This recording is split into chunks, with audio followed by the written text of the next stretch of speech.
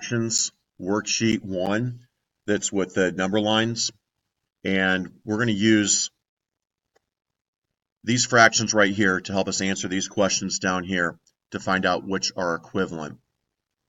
This first one here says 1/2 is equivalent to blank sixths. So when we look right here from 1/2, we can see that all of these are equivalent to that first fraction, 1/2. But when it's asking which one is equivalent to one that's the sixths, we can see right here it's 3/6,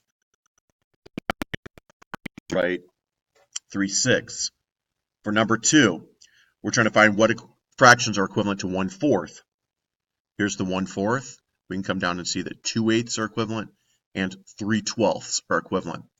It's asking about the eighths, so we're going to write down 2/8 is equivalent to 1/4. The last one that we'll show is number 3. 1/3 is equal to how many sixths? We can see the 1/3 right here, and we can see that that is equivalent to 2/6 and to 4/12. On it, again, they're asking for how many sixths. So right there, we can see that it's equivalent to 2/6. So on the paper, we will write down that 1/3 is equivalent to 2/6. So that's how we do the homework for today.